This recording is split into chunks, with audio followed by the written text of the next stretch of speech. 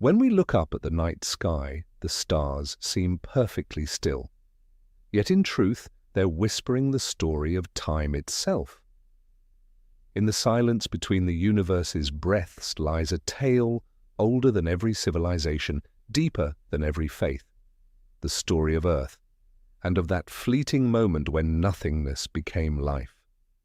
Before the pyramids, before the oceans, before the first breath of air, this planet was nothing more than a sphere of fire drifting in darkness, waiting for a single spark to awaken the miracle. There were no witnesses to that moment, only rock, dust, and the faint echo of a beginning.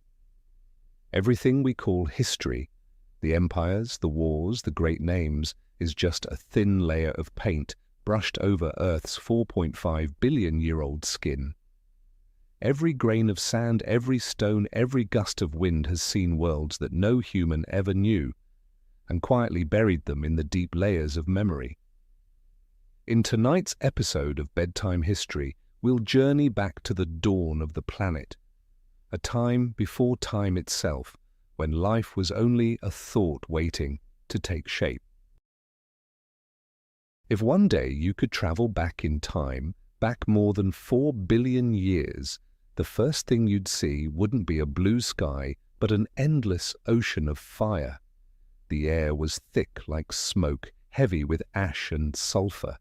The ground was cracked, glowing red like the surface of the sun. There were no birds, no trees, no gentle wind, only the thunder's roar, the hiss of volcanoes, and the rising steam from oceans still being born. The young Earth was a vast forge where metal, stone, and water clashed and melted together. Meteor storms rained down ice from space, only to have it vaporize on impact. And yet, it was this chaos that laid the foundation for stability. Water began pooling in giant craters across the planet's crust, forming the first lakes, then merging into the world's earliest oceans. The sky wasn't blue. It was a thick, grey-black sea of clouds, no oxygen, no ozone, no sunlight piercing through. Lightning split the darkness again and again, lighting up the sky for brief, violent moments where chemical particles collided and fused. In those flashes of fire, the first reactions of life began. Scientists call this the Hadean Eon, from Hades meaning hell. And that's exactly what it was. Temperatures soared above 1,000 degrees Celsius. Rivers of lava flowed endlessly. The air was filled with methane, ammonia, and carbon dioxide. Every breath, if you could take one, would be poison. But in this inferno, something extraordinary began to stir. Somewhere deep in the hot, mineral-rich oceans, perhaps around volcanic vents on the seafloor, simple molecules started to bond. Amino acids, the building blocks of proteins, may have formed in that very chaos, and as they joined together, they created the first chains, capable of copying themselves, the ancestors of DNA. Life didn't begin through a miracle, but through time and the quiet patience of nature. The Earth then was a giant laboratory running billions of experiments at once. Most failed, breaking apart the moment they formed.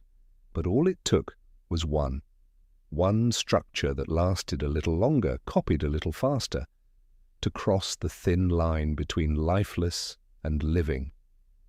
For the first time in the universe's history, a molecule could replicate itself. From that moment, life began a journey that would never end. Above, the skies were still dark and toxic. But in the oceans below, tiny bubbles of gas began to rise, breaking on the surface before fading away.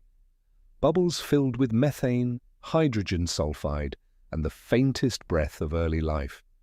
Millions of years later, ancient microbes, archaea and bacteria, would release oxygen and transform the air forever.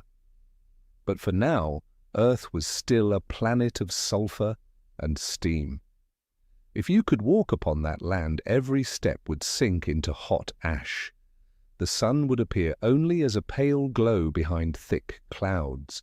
The wind would burn with acid, and the raindrops that fell weren't made of pure water, but sulfuric acid. There was no shelter, no sound but the rumbling of volcanoes and the deep heartbeat of the planet. And yet, within all that fury, Earth was quietly learning to become gentle. Day by day, the crust began to cool. Rivers of lava hardened into mountain ranges, steam rose and condensed, falling as endless rains that lasted thousands of years. Each drop of rain soothed the planet's rage, singing it slowly into a softer sleep. Beneath the surface, the core of iron and nickel spun, generating a magnetic field strong enough to shield it from the solar wind. Even before life truly began, Earth was already building its defenses, as if it somehow knew the future was worth protecting. When the Earth finally began to cool, when the surface hardened from seas of lava into cracked stone, the skies were still far from calm. Each night was a storm of falling stars, streaks of fire cutting across the smoky heavens and fading in blazing trails along the horizon. But this wasn't just a spectacle, it was destiny. Inside those wandering rocks from deep space, wrapped in ice and cosmic dust, lay the first organic fragments of life itself. For hundreds of millions of years, the young planet endured a relentless bombardment so fierce that scientists call it the Late Heavy Bombardment, the Great Late Assault. Thousands of asteroids struck each day, melting newly formed oceans and carving countless scars into the surface. Yet through the devastation they brought gifts: water, carbon, and the molecules that carried the breath of the universe. When those frozen bodies shattered, the water spread across the planet, pooling in deep basins. The first oceans were born, vast, dense, and dark as ink. There, minerals from Earth's crust mingled with organic compounds from space, creating a rich, turbulent brew, the primordial soup, as scientists call it today. At the boundary between fire and water, lightning still lashed the seas, flashes of raw energy linking nitrogen and carbon, giving birth to amino acids, the building blocks of protein.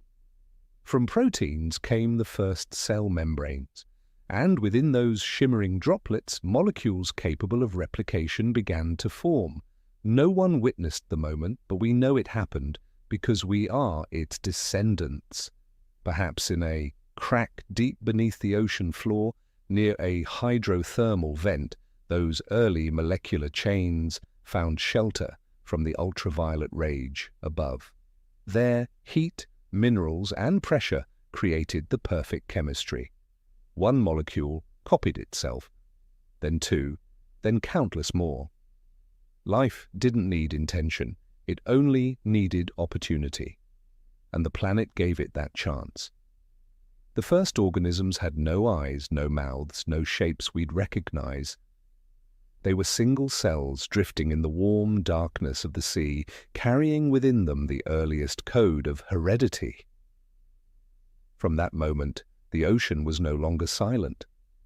Warm currents began to move, chemical reactions pulsed like a hidden heartbeat beneath the waves. Seen from space, Earth would have appeared as a dark, blue-black sphere wrapped in steam, lightning flashing, fading, flashing again, no sound, no witnesses.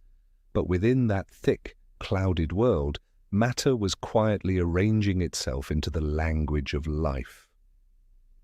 Maybe life didn't truly arrive from elsewhere. Maybe it simply awoke.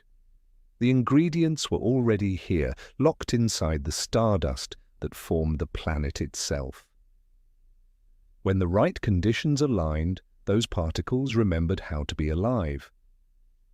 In that sense, life is the ancient memory of the universe, stirring once more in the depths of the primordial sea. In that microscopic realm, proteins, membranes, and replication systems slowly took shape, a fragile but persistent web of reactions that would decide the planet's future. The air was still thick with methane and the sky remained dark and grey. Earth had given birth to life, but it wasn't yet ready to breathe alongside it. Hundreds of millions of years passed after the first oceans were born.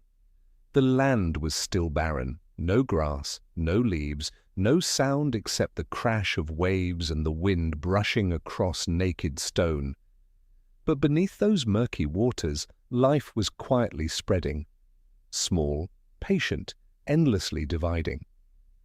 The single-celled creatures, invisible to the human eye, were the planet's first engineers. They had no awareness, yet they achieved something that had never happened before. They began to transform Earth's atmosphere. This was the Archean era, around 3.5 billion years ago. In the warm shallows of the young seas, a remarkable kind of organism emerged, cyanobacteria, also known as blue-green algae. Tiny enough that millions could fit inside a single drop of water, yet capable of something extraordinary: photosynthesis. By capturing sunlight, they split water into hydrogen and oxygen, using the energy to survive. For the first time in history, light was turned into life. Cyanobacteria gathered in mats along the muddy coasts, slowly forming layered, dome-shaped structures called stromatolites. Each layer was a record of life and death, a fossilized memory of time itself.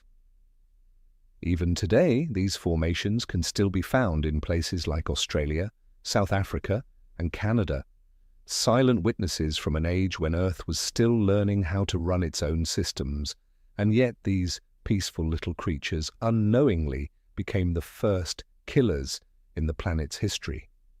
The oxygen they released, a byproduct of photosynthesis, was poison to most of the ancient life that had evolved in a world without it. Back then, all living things depended on chemical reactions that thrived in an oxygen-free environment. As oxygen accumulated, it reacted violently with iron in the oceans, forming thick layers of rust-colored rock hundreds of meters deep. The great banded iron formations we still see today, proof that Earth was changing its very blood. Over countless ages, the sky began to shift in color. The thick haze of dust and gases slowly settled, and sunlight pierced through for the first time, casting a faint blue reflection across the water. Oxygen, once the destroyer of an old world, had become the foundation of a new one. After the skies cleared and the first sunlight touched the oceans, it seemed as though Earth had finally entered an age of calm. But nature has never allowed peace to last for long. Life, newly born and fragile, was about to face a trial so severe that it nearly silenced the planet forever. Around 2.3 billion years ago, after the great oxygen catastrophe caused by cyanobacteria, the concentration of methane, the planet's natural blanket, dropped sharply. Oxygen reacted with methane, turning it into carbon dioxide and water, weakening the greenhouse effect that had kept Earth warm. Back then, the sun shone about 1/3 dimmer than it does today, and the planet began to cool day by day. Ice spread outward from the poles. At first, it clung to the mountains, then crept across plains, down to the seas, until nearly the entire surface, even the equator, lay under a frozen shell. The planet became a gleaming white sphere, Snowball Earth. Scientists believe the oceans were sealed beneath sheets of ice hundreds of meters thick, with only a few warm pockets around volcanic vents deep below the surface. No sunlight, no rain, no rivers flowing. From space, the once blue world now drifted as a silent marble of ice through the darkness of the cosmos. Beneath the frozen crust, tiny microbes huddled around hydrothermal vents, rare oases of warmth in a frozen desert. These were the lonely sanctuaries of life. Never had Earth come so close to death. Many scientists call this period the choke point of life, when evolution nearly stopped. If temperatures had dropped just a few degrees more, the oceans might have frozen solid. and the story of life would have ended there. But somehow the planet held on to a faint breath of warmth, a flickering heartbeat that refused to stop. For millions of icy years, volcanoes never slept. Beneath the heavy lid of ice, carbon dioxide kept bubbling up from Earth's core, but couldn't escape into the atmosphere. Over time, it built up to critical levels, reigniting the greenhouse effect. The planet began to warm again. The glaciers melted, slowly at first, drop by drop, then all at once. The thaw was anything but gentle. Trapped CO2 sent temperatures soaring, turning the atmosphere into a furnace. Water evaporated violently, lightning flashed across the skies, and global storms raged for centuries. Rivers of lava poured into the sea, releasing minerals that nourished what little life remained. And when the final rays of sunlight broke through the thick clouds, life, astonishingly, rose again, stronger than before. The survivors of that frozen age became the ancestors of all complex life that followed. Pushed to the edge of extinction, they learned to cooperate, to share energy, to merge, to live together in ways they never had before. From lonely single cells, they joined into bodies, the first organisms that knew how to work as one. After billions of years of trial and silence, after endless cycles of freezing and thawing, Earth seemed to restart itself. The oceans, once cold graves, had become warm cradles. The atmosphere was rich with oxygen, sunlight shimmered on clear blue waters, and deep below the waves, the seeds of life that had waited for millions of years suddenly awakened all at once. This was the Cambrian period, the time when life exploded like fireworks beneath the sea. For the first time, living things could take shape, move, and reproduce, a turning point not just for the planet, but for the very idea of life itself. Before the Cambrian, the world was filled only with simple beings, soft-bodied, single-celled, fragile as mist. And then, for reasons still mysterious, life suddenly became complex. In just a few dozen million years, keep a blink in the universe's timeline, nearly every major body plan appeared. Heads, eyes, legs, spines. Scientists call this moment the Cambrian explosion, the dawn of animal diversity. The Cambrian seas were strange and mesmerizing, filled with creatures that seemed to drift straight out of dreams. There was Anomalocaris, the weird shrimp, almost a meter long, with curved arms and a circular, saw-like mouth, Earth's first true predator. There was Opabinia, with 5 eyes and a long, hooked trunk, a surreal creature, as if painted by imagination itself. And crawling slowly across the seafloor were trilobites, leaving the first deliberate tracks. Signs of behavior, not just existence. But it wasn't only bodies that evolved, it was strategy. For the first time, there were hunters and prey. Creatures learned to wear armor, grow spines, burrow into the sand, or vanish into camouflage. The race between predator and survivor became the heartbeat of evolution, an endless duet between intelligence and instinct. The cause of this explosion remains one of life's great mysteries. Perhaps it was the rise of oxygen in the oceans, allowing creatures to grow larger and move faster. Perhaps it was the Hox genes, a set of genetic tools that let nature experiment with body designs. Or maybe, after billions of years of quiet rehearsal, life had simply gathered the courage and the memory to try something new. Whatever the reason, the result was a symphony. Under the shimmering light of the ancient seas, millions of tiny beings moved like dust made of stars. They swam, crawled, hunted, and reproduced. The same patterns of behavior that would shape life for billions of years to come. Every heartbeat in the Cambrian Ocean was a declaration. Life was no longer just chemistry, it was creativity. In the fossil beds of Burgess Shale in Canada and Zhenjiang in China, we can still read that chapter of Earth's diary. Every shell, every fossilized trail in ancient mud is proof that life, after coming so close to silence, chose to continue. And in a strange way, the echo of that age still lives within us. Human eyes, with their lenses and retinas, are descendants of the first cells that learned to sense light. Our bones, our nerves, our beating hearts, all trace their origins back to those tiny experiments beneath the ancient sea. The Cambrian period ended with a quiet revelation. Life had learned to see, to feel, and to dream. From here, it would lift its gaze toward the light, and for the very first time, step onto the land. After the long stillness of Earth's early ages, after endless cycles of fire and ice, the world began to awaken once more. The oceans, once the only home of life, were now overflowing with color and motion. But even the sea, vast as it was, had its limits. As life multiplied beneath the waves, space grew scarce. And some of those creatures began to look upward, toward the bright, open world above the surface, where light danced freely, where wind and dry land stretched endlessly. That was the first dream, the dream of conquering the land.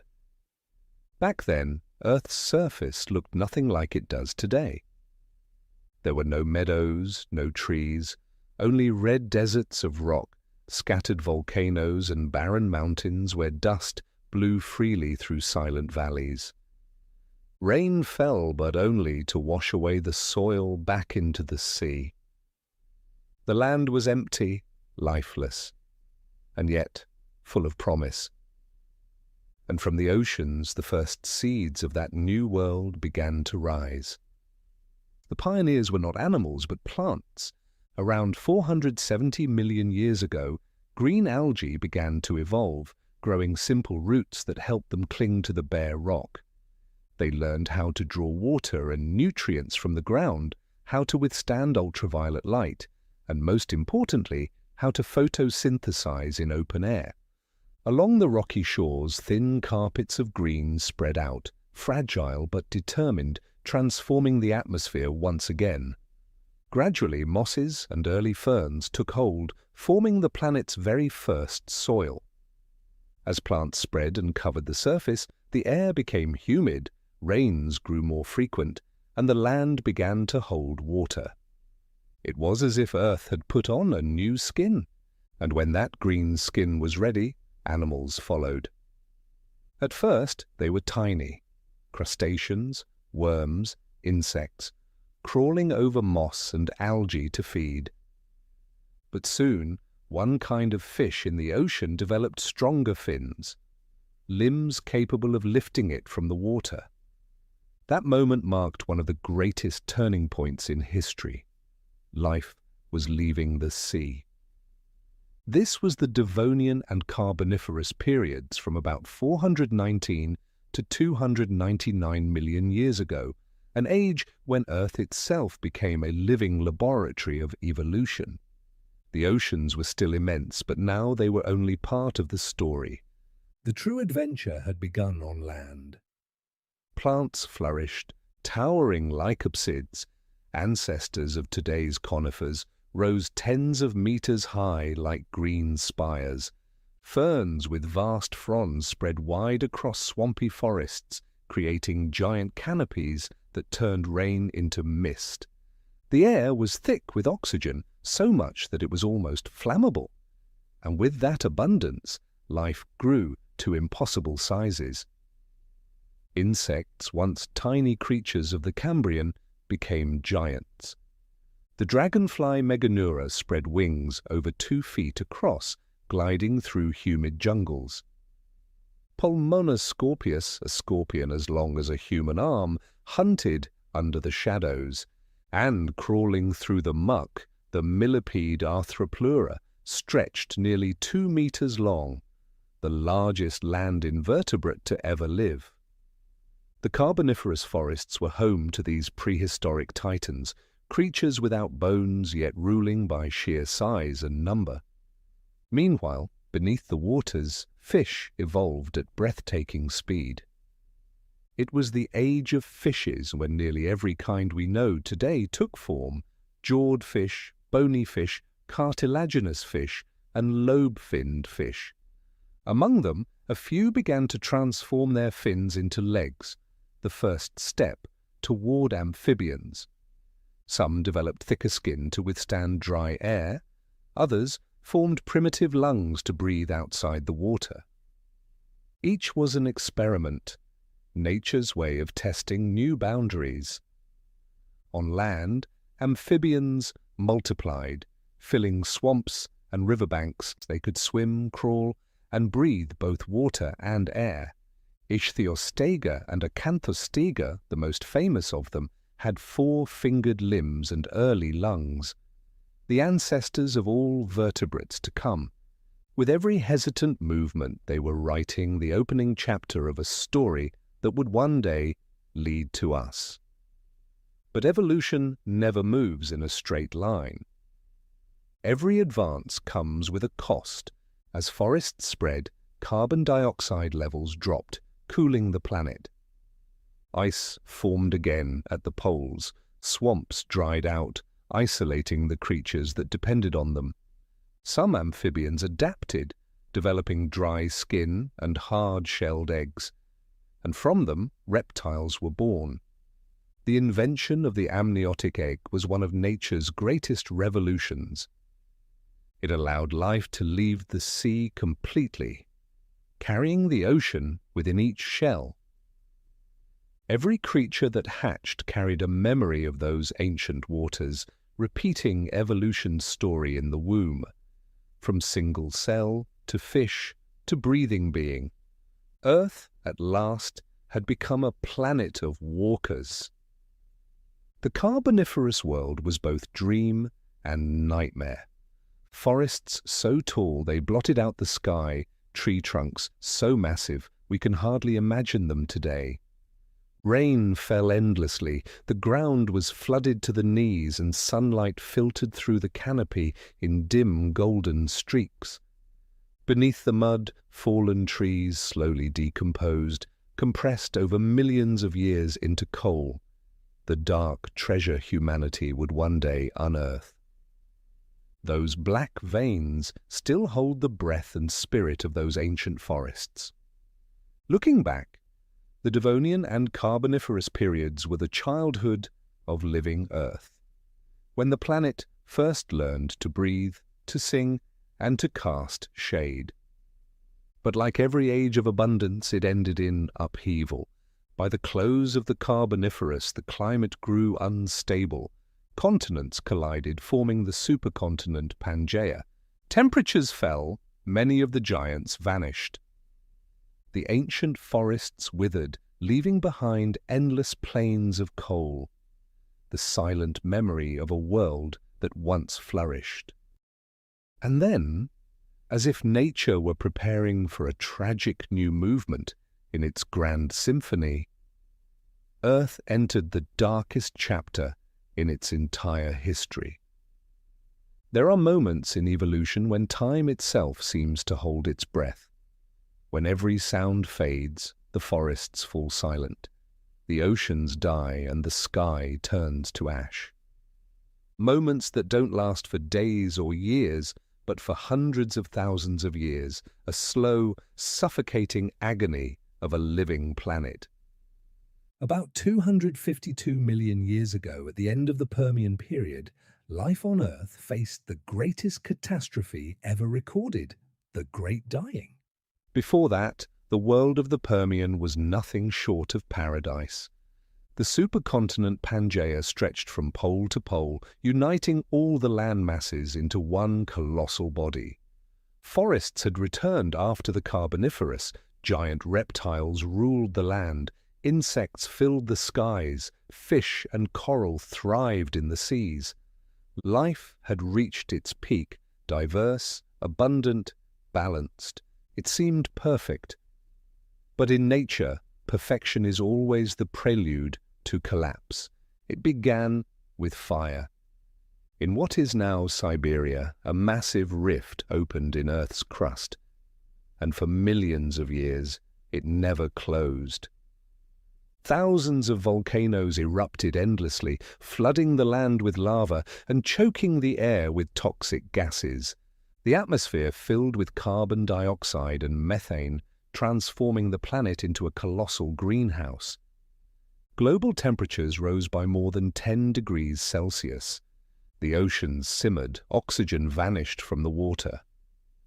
Coral reefs collapsed, fish suffocated, and algae blooms released clouds of hydrogen sulfide, turning the seas from blue to black.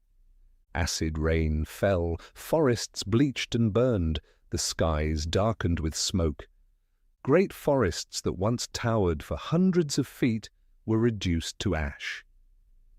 Even the insects, survivors of every previous upheaval, died out in waves, marking the only time in history that an entire class of life was completely erased.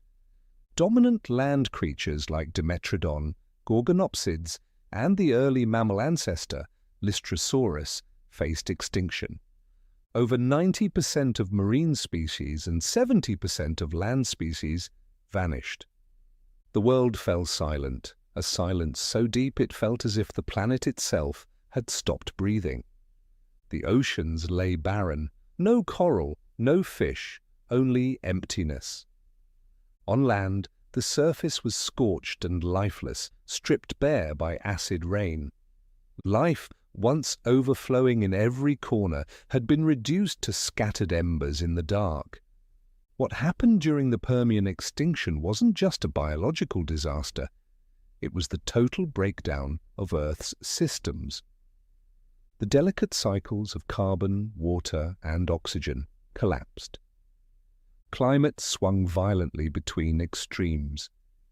The oceans turned acidic, the ozone layer thinned, and sunlight scorched the surface like a blade of fire.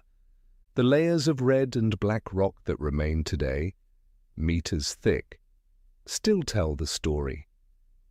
They contain volcanic ash, traces of ancient wildfires, and strange spikes in carbon levels, silent witnesses to a planet that once burned itself alive. No asteroid struck. No comet fell. The only destroyer was Earth itself. A world that had given birth to life had become its grave. When the nightmare of the great Permian extinction finally faded, Earth awoke as if from a long fever. The grey skies cleared, the poisoned seas settled, and rain washed the air clean. Forests rose from the ashes, and life, small, fragile, but unyielding, began to fill the empty spaces once again. And in that quiet dawn, the first thunderous footsteps echoed across the land. It was the Mesozoic era, the age of giants, the age of the dinosaurs. No other era in Earth's history burned with such brilliance. The climate was stable, warm, and humid. Oxygen filled the air in abundance, allowing life to grow larger and more vibrant than ever before. From the few survivors of the Permian catastrophe, one lineage of reptiles began to evolve, and soon became the undisputed rulers of the world. The Mesozoic is divided into three great periods: the Triassic, the Jurassic, and the Cretaceous. In the early Triassic, the planet was still scarred and barren. Pangaea remained one massive arid supercontinent where deserts stretched endlessly toward the horizon. But the rains returned, green returned, forests crept along the coasts, and small, nimble creatures like Coelophysis began to roam. Barely knee-high to a human, they were fast, alert, and daring. The prologue to a new dynasty. Millions of years later, their descendants rose to dominate the earth. In the forests, Diplodocus stretched its 30-meter neck to feed on treetops no other creature could reach. Across the plains, Triceratops stood armored in bone and horn, and in the drier lands, Tyrannosaurus rex, the tyrant king, emerged, the ultimate symbol of biological power. The world itself became a grand symphony of life. Some species grew as tall as buildings, others fit in the palm of a hand. Some took to the air, Pteranodon, Quetzalcoatlus, with wingspans over 10 meters, gliding like ancient steel kites. In the oceans, ichthyosaurs, mosasaurs, and plesiosaurs ruled the depths like living phantoms. The ecosystems functioned in perfect harmony. Trees absorbed carbon dioxide and released oxygen. Animals fed, died, and nourished the soil. Rains followed the rhythm of the seasons. Rivers wound through jungles. There was no ice at the poles. The seas were warm. The air perfectly balanced. For a time, it seemed eternal. The golden age of life on Earth. Amid this balance, beauty deepened. Flowers and birds were born. Around 140 million years ago, among ferns and cycads, the first flowering plants bloomed, forging a new alliance between flora and fauna. Color, scent, and sweetness became nature's language of cooperation. Bees, butterflies, and small birds carried pollen from bloom to bloom, weaving a richer, more intricate web of life. From a branch of small, feathered dinosaurs, the first true birds emerged.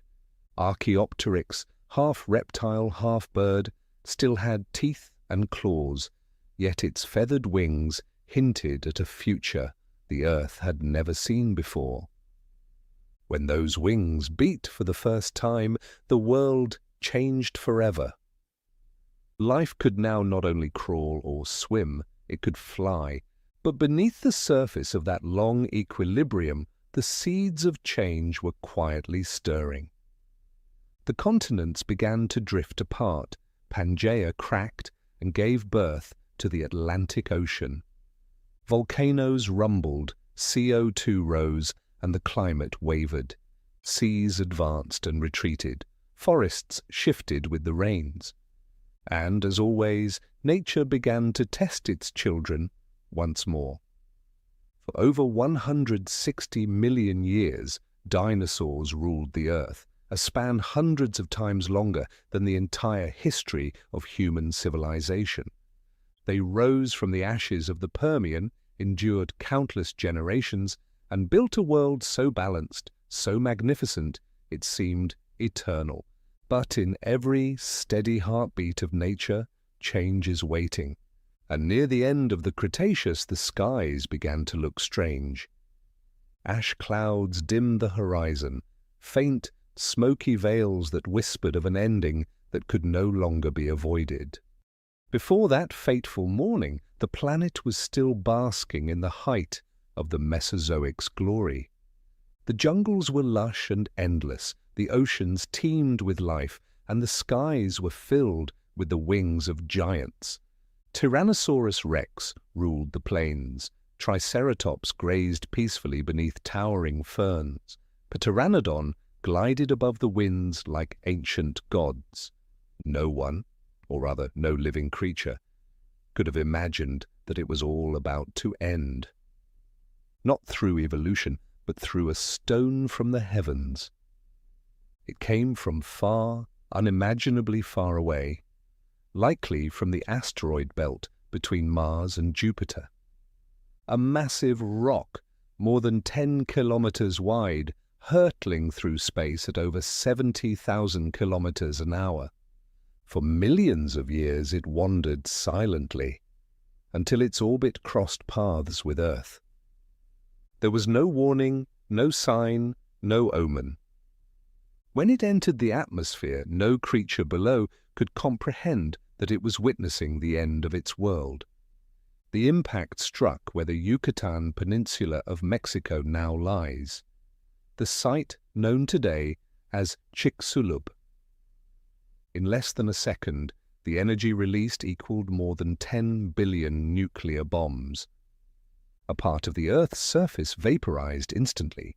Shock waves rippled around the globe, igniting global firestorms, leveling forests, and boiling the seas. Tsunamis, hundreds of meters high, slammed into the continents, sweeping everything in their path. Every living thing within thousands of kilometers of ground zero was obliterated in an instant. But the true catastrophe wasn't in the explosion itself, it was in the shadow that followed. When the asteroid struck, billions of tons of dust and sulfur were blasted into the atmosphere, shrouding the planet in darkness. Sunlight vanished. For months, perhaps even years, the skies remained choked with ash. Temperatures plummeted, plants withered, unable to photosynthesize, and the food chains collapsed. The dinosaurs, mighty and small alike, had nothing left to eat. They weakened, starved, and one by one fell silent. Within just a few 100,000 years, a blink of geological time, the age of the dinosaurs was over. When the last veil of ash finally drifted from the sky, Earth awoke, fragile, pale, but alive. The sun returned, faint yet warm. The oceans, once boiling in darkness, were now calm and glimmering beneath soft, newborn clouds. No more dinosaurs, no more towering ferns. The planet looked like a child after a nightmare. Stripped bare, but full of possibility. From the ashes, green returned.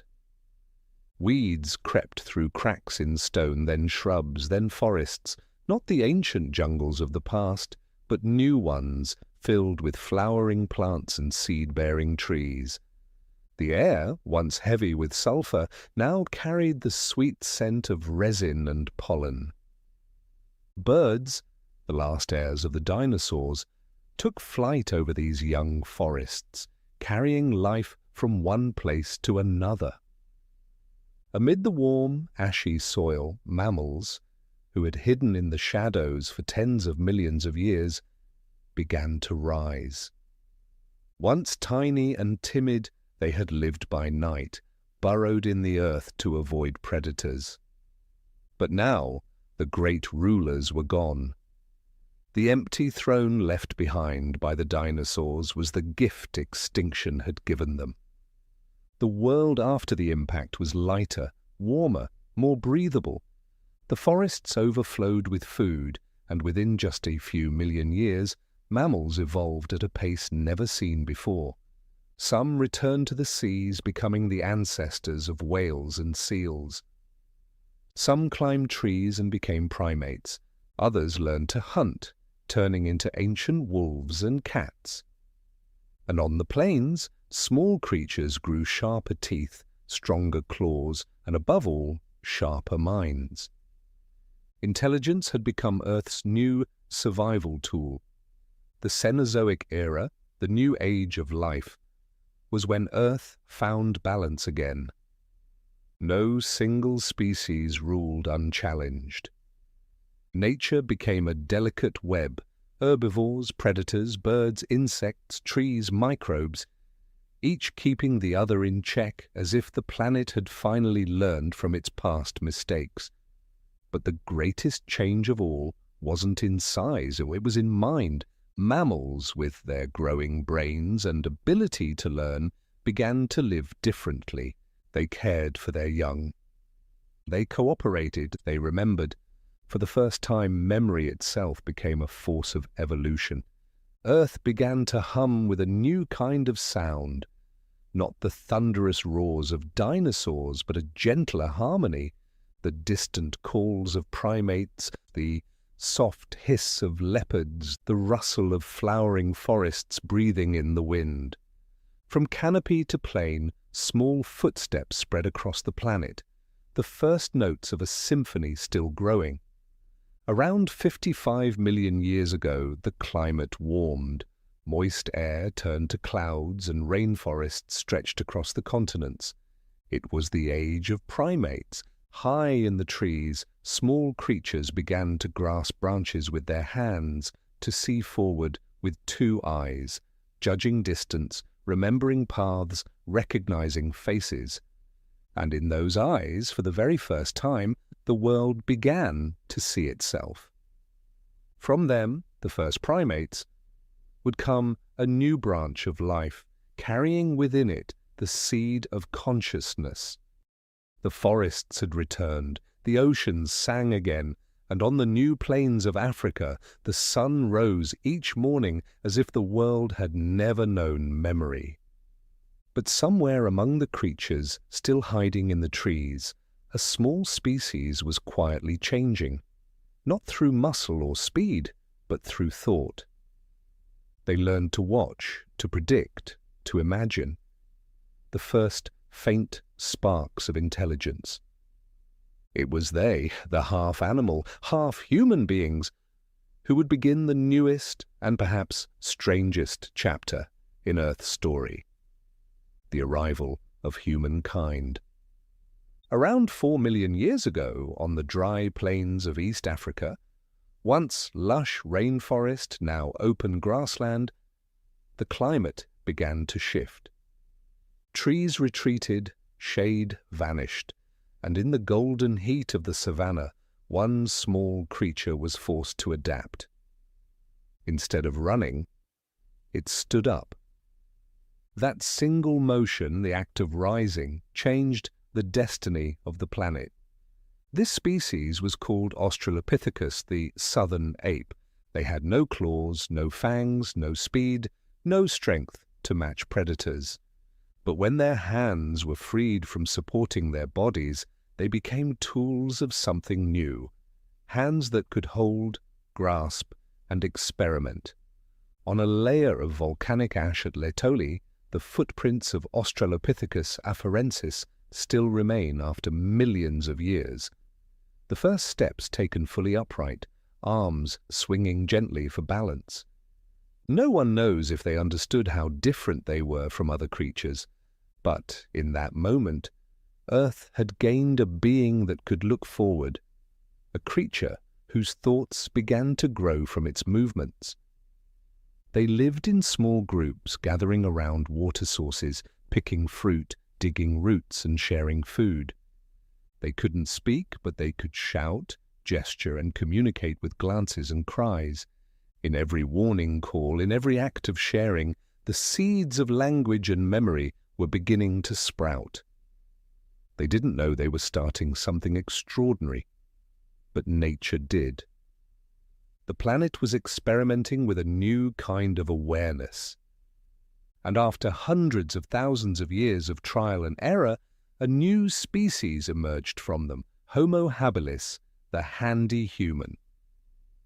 If Australopithecus was the one who stood, Homo habilis was the one who made. In the Olduvai Gorge, shards of stone chipped with purpose still lie scattered, the first evidence of a thinking hand. These tools weren't for building, but for surviving, scraping meat from bone, cracking nuts, cutting branches. Yet with every precise strike came something revolutionary, an understanding of cause and effect. That was the moment instinct began to yield to reason. When Homo habilis picked up the first stone, they didn't just use it, they remembered they could use it again. That memory drew the first line between animal and human. They began to plan, to learn from mistakes, to imitate what they saw. Their brains grew larger, more intricate, capable of reflection. For the first time in Earth's history, a being existed that could think about its own actions. Life for Homo habilis was still harsh. They hunted small animals, scavenged carcasses, and huddled in caves to escape the storms. But in their dark eyes there was a new light, not just the reflection of fire, but the glow of awareness. When a child learned to shape a stone by watching a parent, it wasn't just copying movement, it was copying intention. Knowledge began to pass not through genes but through experience. the first inheritance of learning in all of life's history. Australopithecus eventually disappeared, returning to the earth like so many before them. But their legacy endured. The upright stance, the free hand, and the mind that could remember and learn. Homo habilis carried that flame forward, beginning a new tradition no longer rooted in instinct, but in consciousness. From the motion of a wrist to the strike of a stone to the birth of the idea of a tool, this chain of evolution laid the foundation for everything humanity would one day create: art, mathematics, language, philosophy, and belief. From the wind-swept plains of Africa, their descendants took another step forward. Their hands grew steadier, their posture taller, and the fire of curiosity within them burned brighter. A new species emerged, Homo erectus, the upright human. They didn't just inherit tools from their ancestors, they began to master the forces of nature itself. And one day, during a raging storm, they saw it: fire. Where other creatures fled in fear, they stopped and watched. The same flames that terrified all life now drew them closer. Hands that once shaped stone now reached out to grasp glowing embers. For the first time in the history of Earth, a living being did not fear the fire. It kept it. It was Homo erectus who first learned to command flame. They knew how to dry meat, to stay warm through the night, to gather around its light. Fire didn't just drive away predators. It drove away the darkness within their minds. From those nights onward, they were no longer creatures merely surviving. They had begun to truly live. At first, they likely carried coals from wildfires, keeping them alive in hollow branches or piles of ash. Gradually, they learned to tend the flame, adding wood, blowing air, guarding it till dawn.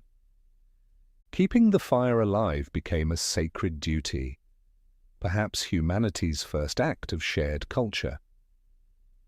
Each night, small groups gathered around the glow, sharing food, warmth, and silent stories told through eyes and gestures.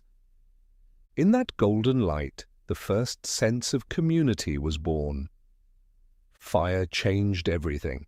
It turned night into day, fear into strength. Wild beasts kept their distance.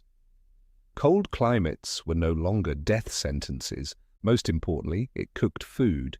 Cooking meant easier digestion, more energy, and a body that could redirect that energy toward the brain. And so began a new cycle of evolution. Fire fed the mind, and the mind protected the fire. Archaeologists have found layers of ash, charcoal, and scorched bones in ancient caves, from Kubi Fora in Kenya to Jokudian in China. Proof that early humans didn't just stumble upon fire, they controlled it. The burn marks were consistent, the rocks evenly heated, evidence of purpose, not accident. From that mastery, Homo erectus spread across the continents, out of Africa, into Asia and Europe, carrying with them both their flame and a faint, growing belief that light could travel wherever they went. Fire also became the first symbol of the sacred. When they looked into the red glow, they saw something alive yet dying, destructive yet protective. Perhaps for the first time they sensed invisible forces beyond their grasp. And from that awe, the seed of spirituality was planted. Fire became the heart of ritual, of gathering, of memory. Where there was fire, there were people. At night, as the wind howled across the plains, they sat together around the flickering blaze. Light danced across their faces and reflected in eyes that now held something new, awareness of self.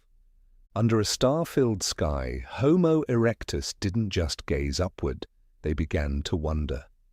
The fire burning in their hearts seemed to echo the stars above, and deep inside they may have felt a connection between themselves and the universe. But fire's greatest gift was time. In darkness, creatures knew only the present: to eat, sleep, run, hide. With fire, night no longer marked the end of the day. It became its continuation. They could now sit, wait, think, and remember. For the first time, life had a concept of yesterday and tomorrow. The flame was humanity's first clock, measured not in hours, but in warmth and light. For hundreds of thousands of years, Homo erectus still lacked true language, yet they had begun to pass on knowledge through action, imitation, and memory. Every child raised in the glow of the fire learned how to keep it alive, how to spark it again, how to survive. Those memories, carried through thousands of generations, slowly shaped what it meant to be human. From the perspective of geology, the fire of Homo erectus was just a brief spark in the planet's long night. But from the perspective of life, it was the first true flame of intelligence.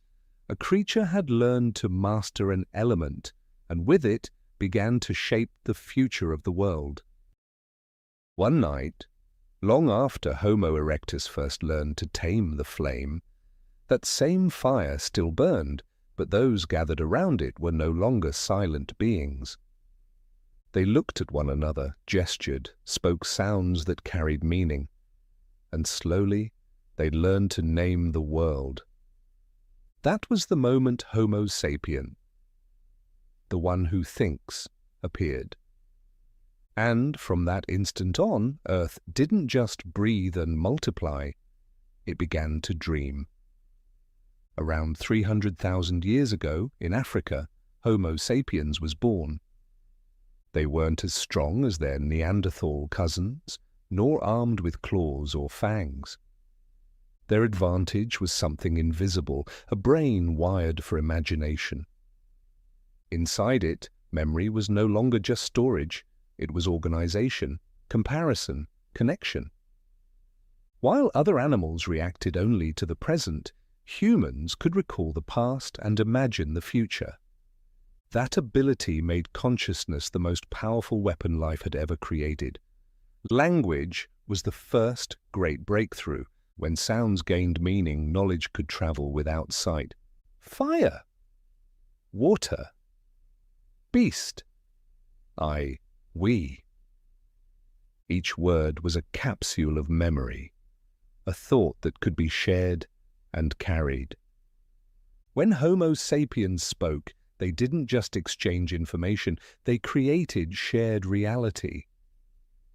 Through language, the world was born a second time, this time inside the human mind.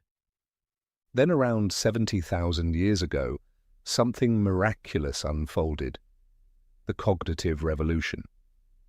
Small groups scattered across Africa began crafting symbols, carvings on stone, necklaces of shells and teeth. These weren't mere ornaments. They were unspoken language, expressions of identity and meaning. When a creature decorates itself, buries its dead, or paints its walls, it has stepped beyond nature and into history. The caves of Lascaux in France and Altamira in Spain, painted more than 30,000 years ago, still echo with those beginnings. By torchlight, our ancestors painted bison, horses, deer, and the outlines of their own hands. These were not just drawings, they were prayers. Each line was a conversation with the unseen, with something they felt but could not name: spirits, ancestors, the memory of the earth itself. Those stone walls were humanity's first pages. On them, people recorded not just what they saw, but what they felt. In every painting there is fear, hope, and longing for survival. By depicting the animal, they believed they could call its spirit, shape its fate. For the first time, consciousness was used not merely to live, but to transform the world. The fire once carried by Homo erectus had now become the light of the human mind. Under that glow, Homo sapiens told stories of ancestors, spirits, and dreams. And as stories were told, collective memory was born. Knowledge no longer died with the individual, it lived on in the community. Each generation passed the tale forward, adding, imagining, expanding. Humanity had created culture. What truly set humans apart was not intelligence alone, but belief. They believed that storms had meaning, that death wasn't the end, that spirits lived in stones, in wind, in fire. From that awe came the first faith. Not organized religion as we know it, but a dialogue between people and the universe. They thanked the rain, feared the thunder, prayed for sunrise. In every ritual they declared one truth: we are part of the world, and the world is part of us. During this age, Homo sapiens began to leave Africa. They crossed the Middle East, spread into Asia and Europe, and braved icy seas to reach the Americas. Their footprints stretched from the Sahara to the Siberian steppe, and wherever they went, fire followed. Each pile of ashes, each flint spear, each cave painting whispered the same message of existence. We were here. But their journey was more than a migration of bodies. It was a migration of memory. Every fire they kindled carried a story. Every story told beside the flames became a fragment of something greater, the growing tapestry of human history. Then the ice began to melt. After the last ice age, about 12,000 years ago, Earth changed its face once more. The climate grew warmer, rains returned, rivers overflowed their banks, forests spread over lands once frozen, and herds of animals roamed freely across the newborn green plains. For humanity, this wasn't just a shift in nature, it was the turning point of destiny. For hundreds of thousands of years, people had been wanderers, hunters and gatherers, moving with the seasons and the migrations of wild herds. They carried fire, memory, and the stories told beside its glow. But somewhere, it was as if the earth itself called them to stop. Not from exhaustion, but because they had discovered something miraculous. The ground could give birth to food.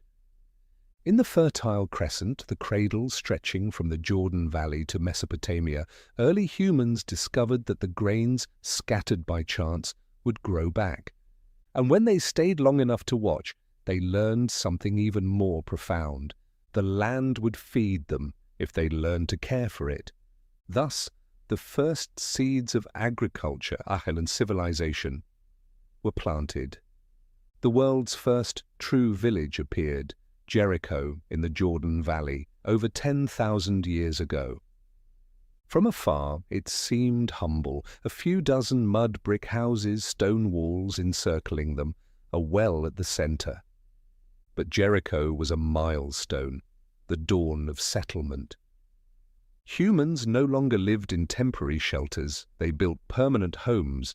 They stored grain, collected water, and for the first time felt something new, the sense of home. In Jericho, for the first time in 4 million years of evolution, humans stopped, not because they were forced to, but because they chose to. They began organizing the world around them. Inside the walls was life. Beyond them, the wild, a thin boundary between humanity and the universe. They were no longer merely surviving. They were building. From Jericho, the idea of the village spread outward. About 9,000 years ago in central Anatolia, modern-day Turkey, a strange settlement arose, Çatalhöyük. There were no streets, no gates, no outer walls. Homes were packed together, sharing walls. People entered through the roof, climbing up and down by ladders. Inside, they painted scenes of hunting, farming, and ritual. Each home was a miniature world, where the living and the dead coexisted, as ancestors were buried beneath the floors. Çatalhöyük was not just a place to live, it was a monument of memory. Each house contained layers of ash, soil, and human remains, time compacted into architecture. When the fire in the hearth went out, a child would light it again in the same spot, continuing the warmth of generations past. It was here that humanity first learned the meaning of long time.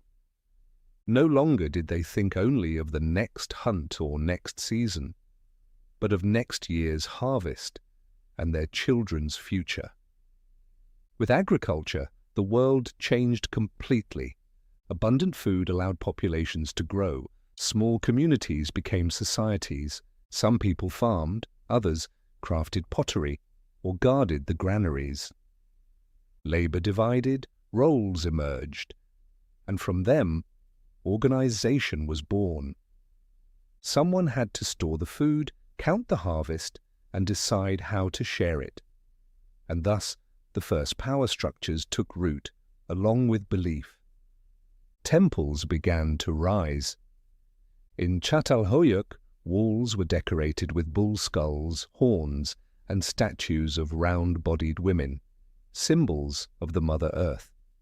To them, the soil wasn't just a place to live, but a being that gave them life. When they planted seeds, they believed they were performing an offering to the Mother. Agriculture was not merely a technique, it was a religion of the earth. The birth of settlement marked the beginning of everything: ownership, territory, community, family, and conflict.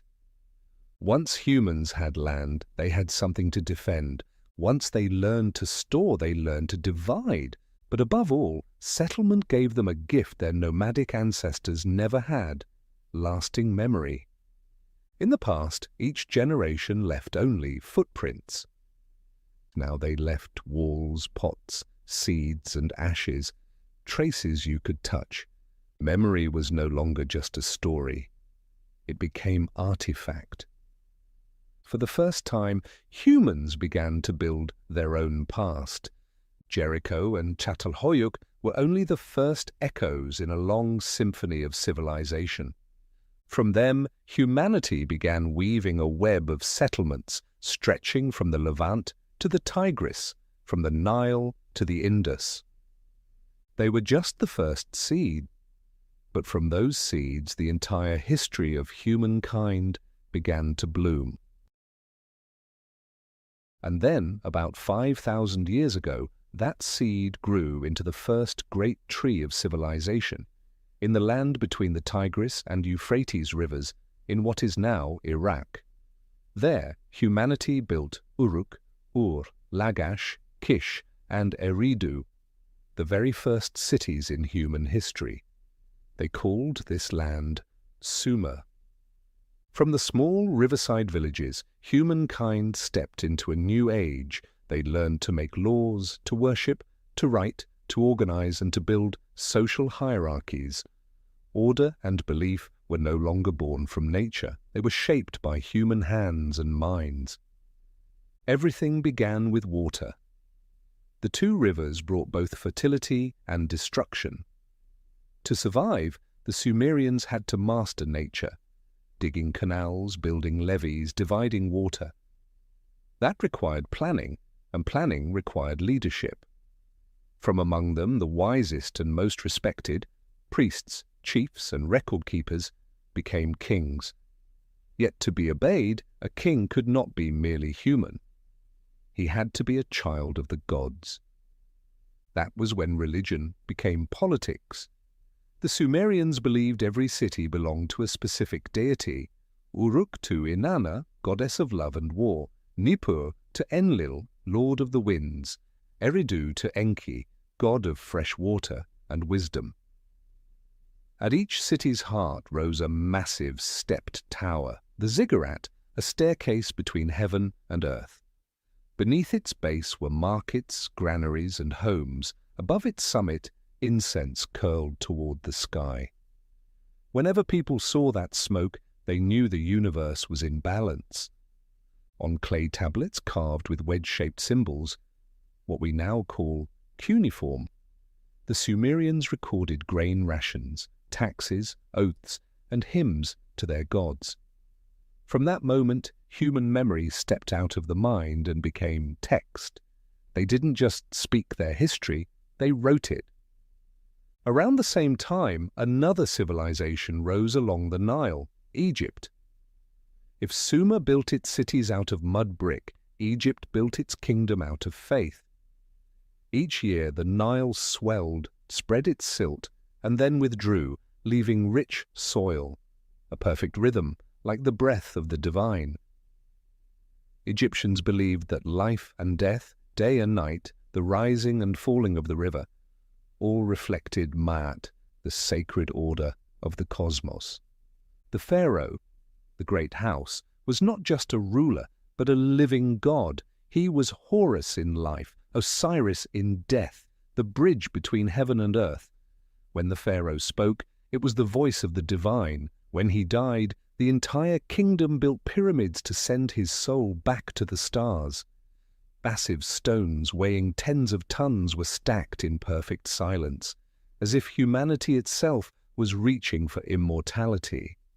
Sumer and Egypt, two poles of the same idea that cosmic order could be created by human hands. In Sumer, temples were built for the gods to descend. In Egypt, pyramids were built for humans to ascend. One reached upward, the other downward. Yet both sprang from the same yearning to master the infinite.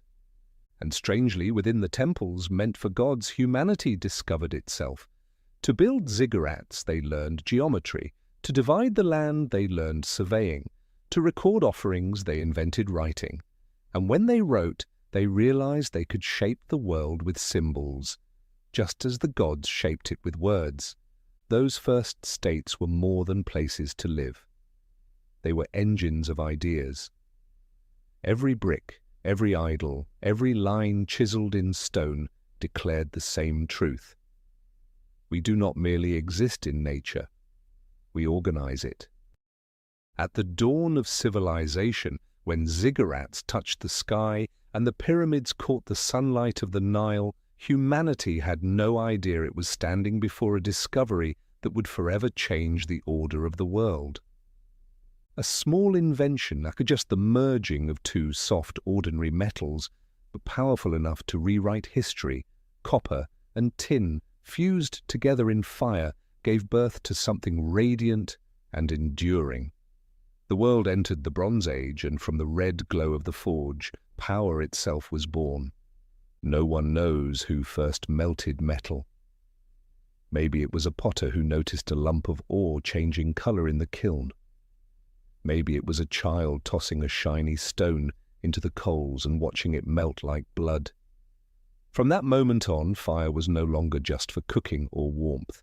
It became a force of creation and destruction. Around 3,300 years before Christ, the lands of Mesopotamia, Egypt, Anatolia, and the Indus Valley transformed together. Humanity learned to smelt copper, then to mix it with tin, creating bronze harder, sharper, and stronger than anything before. With bronze came swords, spears, armor, axes, statues, and bells. The world stepped out of the Stone Age and into the age of metal, and fire became the heart of civilization. Those who mastered fire, the blacksmiths, became keepers of power. In every city they were like sorcerers of reality, turning raw ore into tools and soil into weapons. From that point on, the difference between nations was no longer about crops or rivers, but about who had the better weapons. Human history began to smell of smoke, of blood, and of molten metal. The Bronze Age was the age of the first empires. In Mesopotamia, the city-states of Sumer were united under Sargon of Akkad, who founded the first empire in recorded history, around 2,300 years before Christ. He conquered with bronze-clad soldiers, disciplined and organized, an army that could write, measure, and count. From then on, war became a profession. In Egypt, pharaohs Thutmose III and Ramses II led bronze-charioted armies into the Battle of Kadesh against the Hittites, the first great battle ever recorded in detail.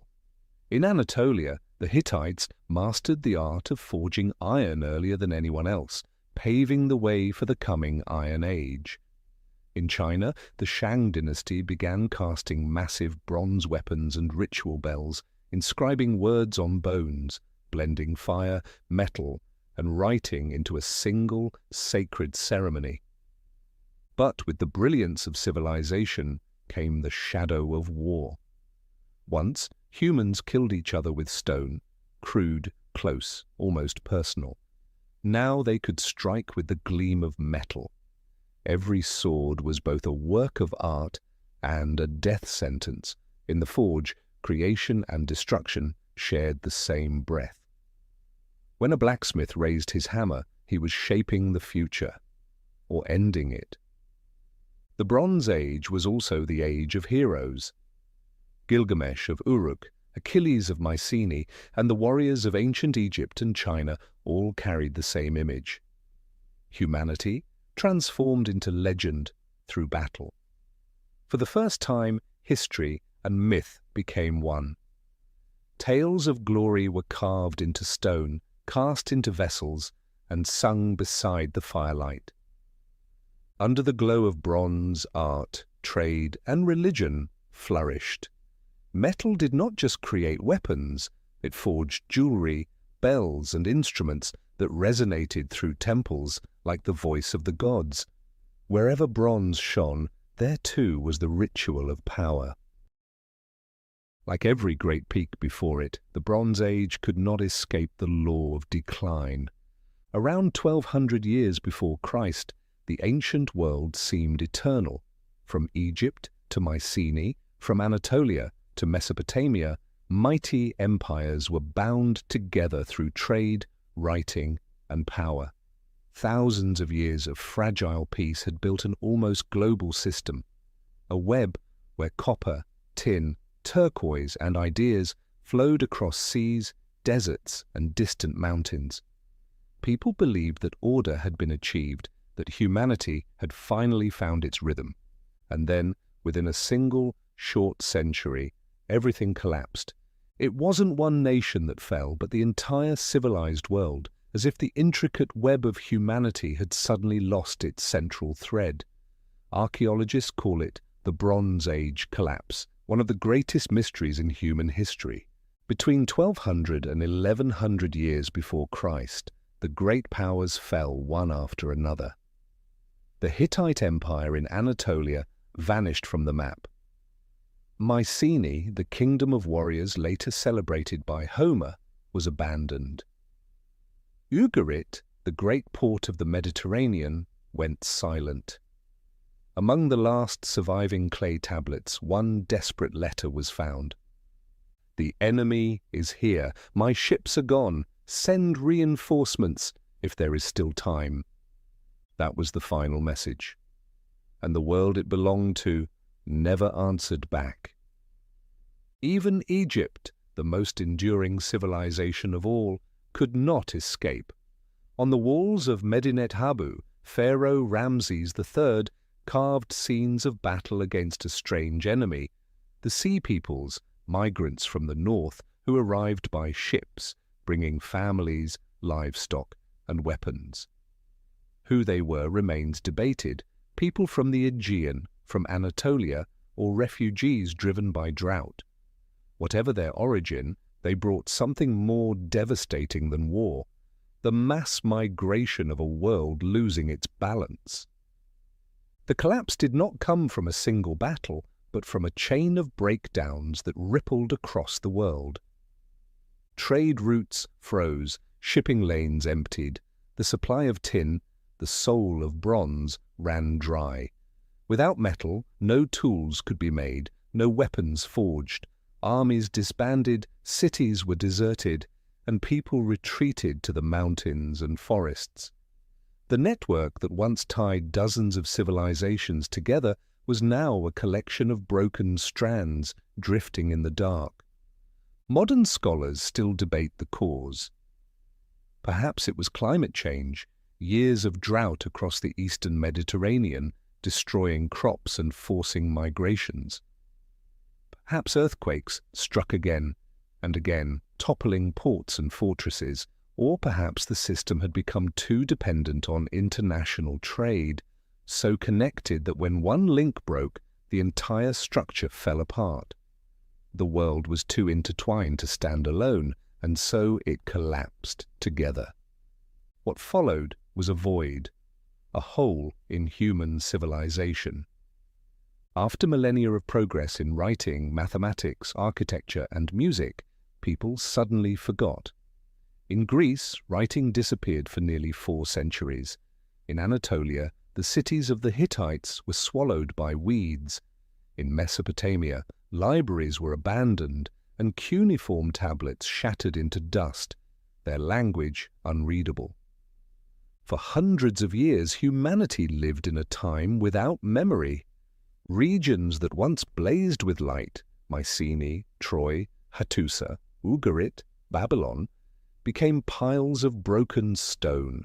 Only a few fragments tried to hold on to the thread of knowledge, Egyptian priests copying old sacred texts, Assyrian scribes preserving tablets like treasures. But most of the world slipped into a dark age, where myth replaced history, and what had once been real became legend. It was in that darkness that humanity's memory split in two. The Greeks would later tell stories of Achilles, Odysseus, and Agamemnon, never realizing they were echoes of real Mycenaean warriors. The Egyptians would rewrite their past as if theirs were the only kingdom left. The truth of that era was buried beneath the dust, leaving behind only shards of pottery, broken inscriptions, and a silence that lasted centuries. A silence where a once brilliant civilization vanished inside the very web it had built. After the flame of the Bronze Age went out, the world fell into silence. Temples that once reached toward the heavens were reduced to rubble. Writing vanished, art grew mute, and humanity's memory seemed wiped clean. Yet, like every long winter in Earth's history, that darkness was only a pause before life rose again. Stronger, wiser, and more radiant than before. And then, from the ashes of fallen civilizations, new empires began to rise, in different corners of the world, almost at the same time, as if the planet itself had awakened.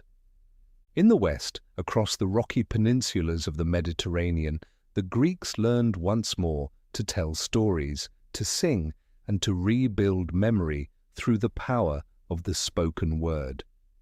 While Egypt and Babylon still trusted their temples and tablets, Greece revived itself through voice and legend. Tales of Achilles, Odysseus, and the gods were sung in the open air, passed down through generations. And within those myths, they rediscovered something deeper than divinity, humanity itself. When cities were rebuilt, the Greeks did not raise ziggurats, they built polis, city-states. Power no longer belonged to kings or gods, but to the community. Athens, Sparta, Corinth, Thebes. Each was a small universe where citizens debated law, war, art, and philosophy. From these gatherings, politics was born, and with it, philosophy, art, and science. Meanwhile, far to the east, another empire rose, one wiser and more sophisticated than any before. Persia. Under Cyrus the Great in the 6th century before Christ, the Achaemenid Empire stretched from India to the Mediterranean, embracing countless peoples, languages, and faiths. Unlike the conquerors who came before, the Persians ruled not only with the sword, but with tolerance. They allowed each culture to keep its gods and customs so long as they honored the greater order. It was the world's first empire of diversity, where power came not only from fire and metal, but from organization and trust. To the south, beyond the Himalayas, the Indus and Ganges rivers came alive again. Here, ancient India, blended faith, mathematics, and philosophy into a spiritual system unlike any other. From the Vedic culture came the Upanishads, sacred texts exploring the nature of the soul and the universe. While the West looked outward to conquer the world, India turned inward to conquer the self. They searched for order, not in society, but in the spirit. And farther east still, another world was weaving its own grand design, China. After the fall of the Shang and the rise of the Zhou, the land entered the spring and autumn and warring states periods, a time of turmoil, but also of brilliance. Amid war and chaos, thinkers like Confucius, Laozi, Mozi, and Sun Tzu emerged, laying the foundation for all Eastern philosophy. They did not build pyramids, they built moral order. Confucius taught the art of humanity and harmony. Laozi spoke of the Tao, the hidden path beneath all things. Mozi preached universal love, and Sun Tzu saw warfare as an art of the mind. While the West sought reason, the East sought balance. Strangely, all these centers, Greece, Persia, India, and China, rose almost simultaneously with no contact between them, as though guided by the same pulse of history. Modern historians call this the axial age, the era when human consciousness awakened across the world. For the first time, people began asking not only how to live, but why to live. From the ruins of the Bronze Age, humanity rebuilt not just its cities, but its soul. In Greece, Socrates asked, "What is good?" In India, the Buddha asked, "How can one be freed from suffering?" In China, Confucius asked, "How can a ruler govern and keep the people's hearts?" Three questions, different in form yet born from the same root, the search for meaning in the universe. If the Bronze Age was the age of fire, this was the age of light. Fire forged weapons, light forged ideas. For the first time, power no longer lay solely in the hands of those who wielded the sword, but in those who held the word. From Greece to China, systems of knowledge emerged: mathematics, logic, astronomy, music, law, medicine. Humanity began to see that the universe followed patterns, and that they could be understood. The gods slowly stepped back, making room for reason. And yet, paradoxically, reason made the world feel more sacred than ever. The classical empires were not a new beginning, but a rebirth of memory. Each land chose its own path. Greece sought freedom, Persia sought order, India sought enlightenment, China sought harmony. But all together they began writing a new chapter in the same book, the history of human consciousness. And among those chapters of rebirth, one civilization rose as if to gather everything that came before, not into philosophy or myth, but into absolute order, carved in stone, built in blood, and bound by law. While the East searched for balance and enlightenment, the West chose another path, the path of power, discipline, and eternity. They gave it a single name, a word that became the symbol of an entire age: Rome. No one knows exactly when that dream began. Legend says the city of Rome was founded in 753 years before Christ by Romulus, a child raised by a wolf in the wilderness. From that myth, Rome grew with the instinct of an outcast fighting to survive. They were not the most brilliant, nor the most creative, but they possessed something no civilization before them had ever sustained: the will to organize. The Greeks dreamed of beauty, the Egyptians dreamed of immortality, but the Romans dreamed of order. They believed that order was the only thing standing between the world and chaos. Every structure, every law, every army and road all existed for one purpose: to make that order last forever. At first, Rome was nothing more than a small town by the Tiber River, but by the 5th century before Christ, they began to expand, defeating their neighbors then uniting the Italian peninsula. They conquered not just with swords, but with systems. When they took a city, they didn't burn it. They built roads, divided land, constructed bridges, established law, and assimilated the people. Yesterday's enemy became tomorrow's citizen. Rome did not destroy. It absorbed. After defeating Carthage in the 3 Punic Wars, Rome turned the Mediterranean into Mare Nostrum, our sea.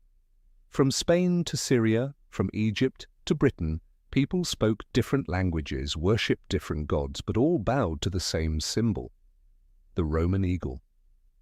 At the heart of this world, Rome was more than a city, it was an idea.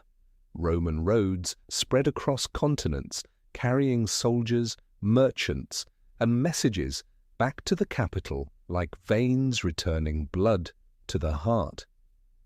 Every paving stone carried the silent desire to defy time. All roads lead to Rome was not just a proverb, it was political truth. And with the roads came law.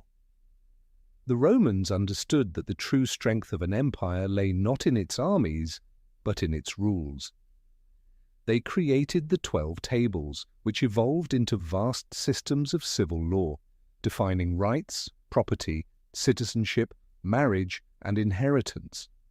From these came the foundation of Western legal thought, the belief in rule by law. Yet Rome was not only a political machine, it was a storyteller in stone.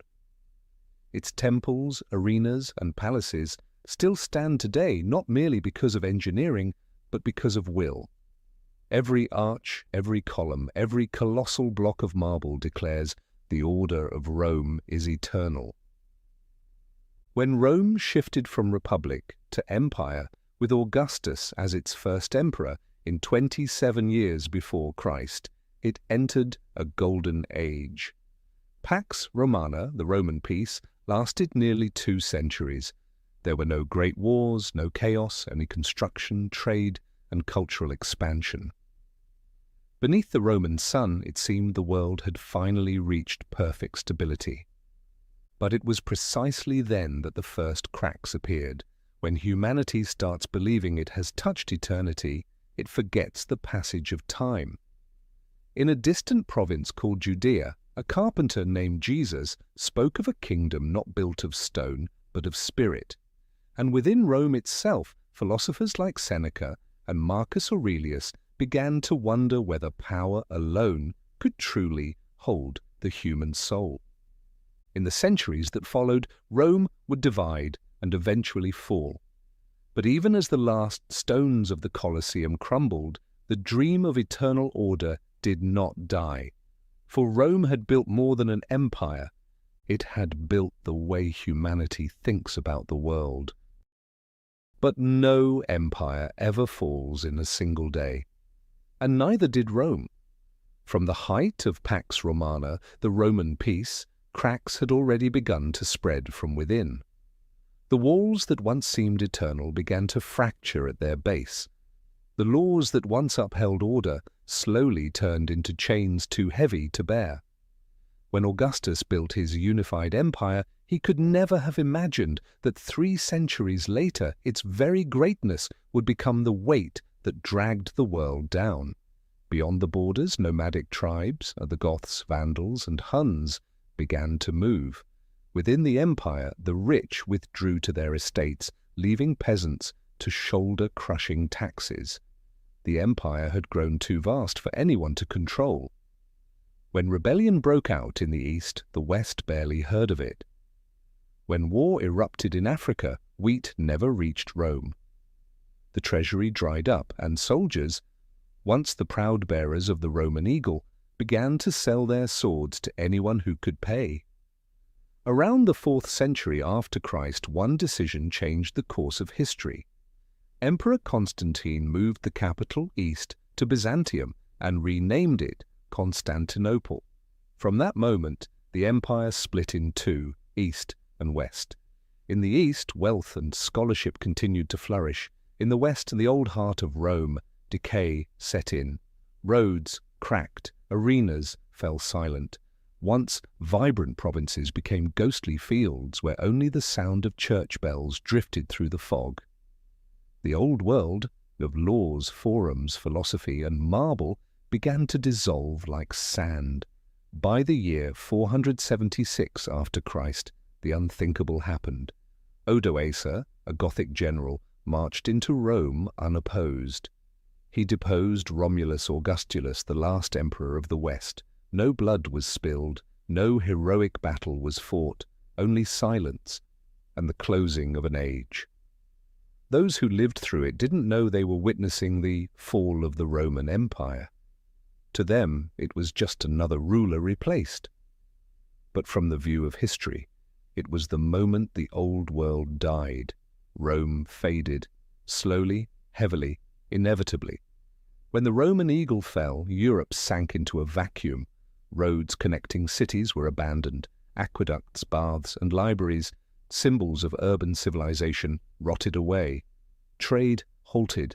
Money lost its value. Populations dwindled. Great cities shrank into lonely villages among ruins. The Germanic tribes divided the remains of Rome, Visigoths in Spain, Ostrogoths in Italy, Franks in Gaul, Anglo-Saxons in Britain. Each region became a fragment, no longer sharing a common language, law, or symbol. The first global order of humanity had disintegrated. Later generations would call this the Dark Ages, not because people had become ignorant, but because the light of knowledge had been severed. Libraries burned. Greek and Roman manuscripts were forgotten. Writing survived only in monasteries. Yet within that darkness another flame flickered, the flame of faith. After Rome's fall, power left the hands of emperors and found refuge in the church. When there was no king to rule, people turned to God to guide. The church became the heart not only of religion, but of learning. Within cold stone walls, monks quietly copied ancient books, taught Latin, observed the stars, healed the sick, and preserved the fragile memory of an entire civilization. Yet while Europe sank into centuries of darkness after the fall of Rome, the world itself did not grow dim, because history has never been written on just one half of the earth. As the West lost its torch of knowledge, the East kindled new lamps, illuminating an age that Europe would later call the Dark Ages, but which, for the rest of humanity, was an age of brilliance. Around the 7th century after Christ, in the blazing deserts of Arabia, a man named Muhammad retreated to the cave of Hira and heard a voice call out, "Read in the name of your Lord." From that moment, Islam was born, not only as a religion, but as a civilization. Within just a few centuries, armies and scholars carrying both faith and knowledge spread across the Middle East, North Africa, Spain, India, and even toward the borders of China. They understood something profound. True power lay not in the sword, but in wisdom.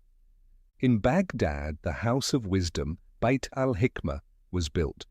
There, Greek, Persian, and Indian texts were translated, studied, and expanded upon.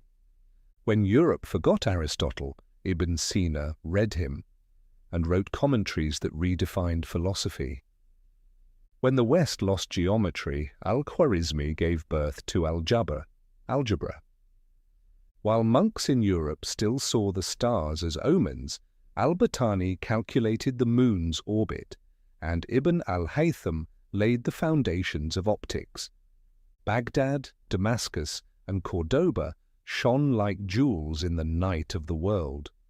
The Library of Cordoba held over 400,000 manuscripts, more than all of Europe combined.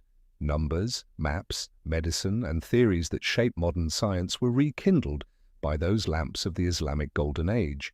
Farther east, China entered its own Golden Age under the Tang and Song dynasties, an era where knowledge, art, and technology merged into a civilization unlike any other.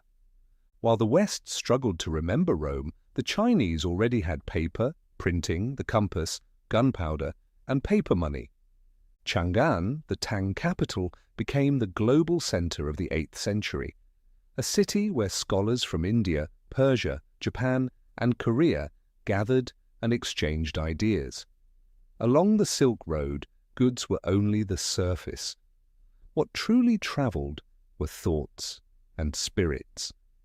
In quiet study halls, brushes moved over paper, writing verses that would echo for 1,000 years.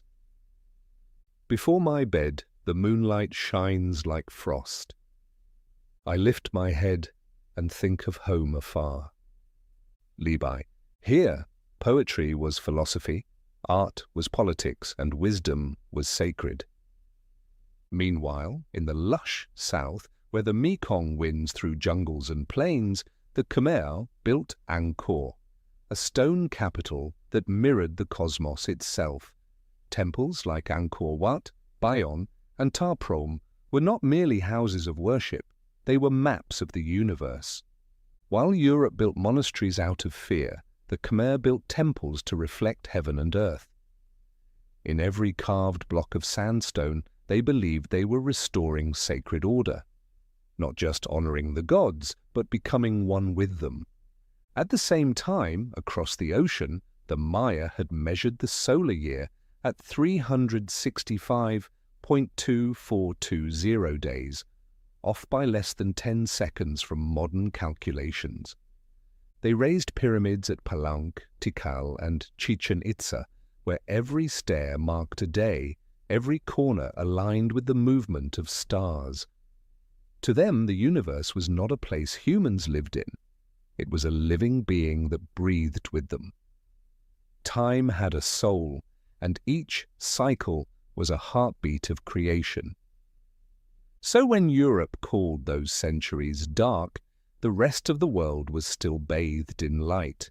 Perhaps somewhere at a library of Cordoba, in a quiet monastery beneath Chinese pines, or in a Maya observatory deep in the jungle, that light still burns quietly, waiting for humanity to remember how bright it once shone. After centuries of faith and shadow, Europe began to awaken, not with the sound of war trumpets, but in quiet rooms where scholars bent over ancient manuscripts, brushing away the dust of time from Latin and Greek pages, fragments left from Rome, Athens, and Alexandria. From those faded letters, a new light slowly seeped through the thick walls of the Middle Ages. They called it the Renaissance, rebirth. But it was more than the rebirth of knowledge. It was the rebirth of humanity itself. The Renaissance didn't arrive like lightning. It came like dawn, slow, gentle, unnoticed, until its glow filled the sky. By the 14th century, merchants, scholars, and artists in Italy, in Florence, Venice, Pisa, and Rome, began collecting ancient books, statues, and ideas. When the Byzantine Empire fell in 1453, Greek scholars fled westward, carrying with them the works of Plato, Aristotle, Ptolemy, Euclid, and Hippocrates. Texts once thought lost returned, like distant memories awakening from sleep. Yet, what people rediscovered was not only knowledge, it was themselves. During the Middle Ages, they had lived for God alone, their souls belonging to heaven, their bodies mere vessels. But the ancient manuscripts whispered something radical, that humanity itself was the center of the world, not out of pride, but out of purpose, not only to pray, but to understand, to explore, to create. A new philosophy was born, humanism. People no longer knelt only to plead, they stood to wonder. If God gave us reason, they said, then perhaps he meant for us to use it. In the workshops of Florence, Leonardo da Vinci sketched flying machines, robots, and the inner map of the human body, as if seeing the world through divine eyes. In Rome, Michelangelo carved David, a man standing alone, needing no miracle, no protection, only will, intellect, and beauty. In Venice, Titian and Tintoretto painted light itself as if it were the language of God. And in Florence, Brunelleschi built the dome of Santa Maria del Fiore, a feat his peers called impossible. Yet he did it, not with miracles, but with mathematics, geometry, and faith in human ingenuity. From there, art, science, and philosophy intertwined, all seeking the same thing: beauty in nature, in reason, and in the soul. But it wasn't only artists. Scientists became poets of truth. When Copernicus declared that Earth was not the center of the universe, the world trembled. For over 1,000 years, people had believed everything revolved around them. Now they faced the staggering truth that humanity was but a speck among the stars. And yet, instead of despair, they felt awe. If the universe was infinite, then so was knowledge. After Copernicus came Galileo, peering through a small telescope and discovering that the moon was not perfect, but scarred. And he whispered, "And yet it moves." Then came Kepler, revealing the laws of planetary motion, Vesalius mapping the human body, and Newton binding heaven and earth under the same law.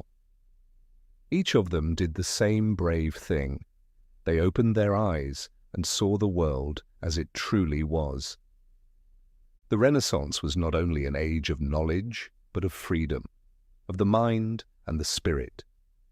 People began to question, and from questioning, they created. They asked about God, about power, about meaning itself. They didn't abandon faith, they sought to understand it through reason. The churches still stood, but inside them now echoed not only prayers, but also the music of Bach, the poetry of Dante, the laughter of Erasmus, and the voices of those who dared to say, "We were born to understand." And discovery didn't stay confined to the mind. It set sail on the oceans. As ancient maps and ideas revealed a vast and mysterious world, ships departed from the ports of Portugal and Spain, carrying compasses, charts, and dreams. Columbus crossed the Atlantic, Magellan circled the globe, and Vasco da Gama reached India. After millennia of gazing at the heavens in prayer, humankind had finally learned to touch the horizon. After the centuries of Renaissance and discovery, humanity began to see the world with new eyes. The eyes of a creator who no longer feared creation itself. If the Middle Ages believed that God controlled all things, and the Renaissance believed that humans could understand the world, then the 18th century took a far bolder step. Humans began to believe they could change the world. It was the moment when knowledge left the page and turned into machines, smoke, and the sound of metal. The world, once ruled by the rhythms of seasons, wind, and sunlight, now began to move to the rhythm of gears. It all started with something small: coal. Deep in the mines of Britain, people discovered that this black stone could boil water, create steam, drive wheels, and make iron move. When James Watt improved the steam engine in 1769, he didn't just invent a machine, he changed the nature of time itself.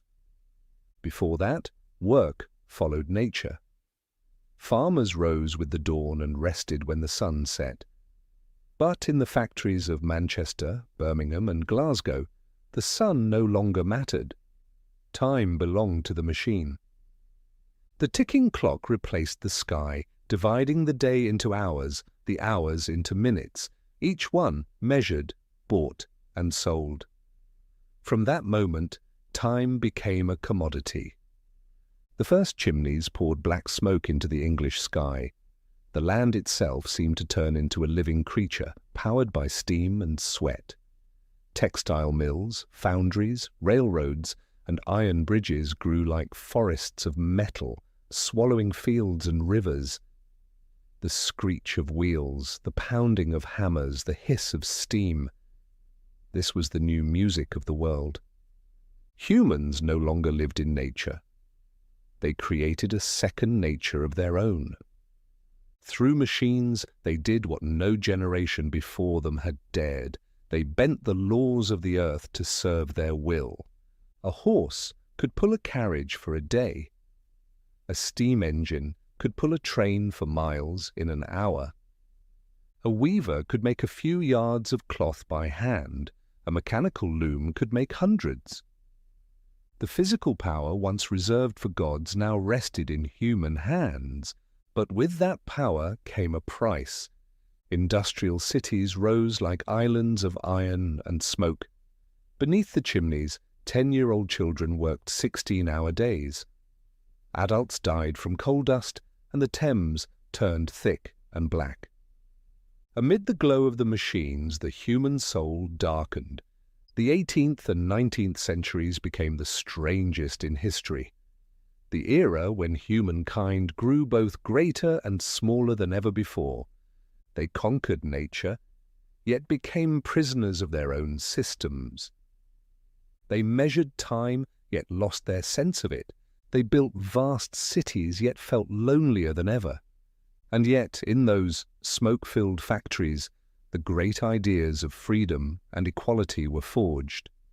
As millions were exploited, Marx and Engels wrote the Communist Manifesto, declaring that history was a struggle between those who owned and those who did not. As machines replaced human hands, Mary Shelley wrote Frankenstein, a prophetic story about humanity creating something beyond its control. As railroads connected the continents, thinkers like Darwin, Mill, and Nietzsche began to ask, what is man in this new universe? Invention, philosophy, and social movements together shook the old foundations. While the steam engine shattered the limits of matter, ideas of liberty, democracy, and human rights shattered the limits of the mind. Europe, and soon North America, awoke in a fever of new energy, the energy of human will.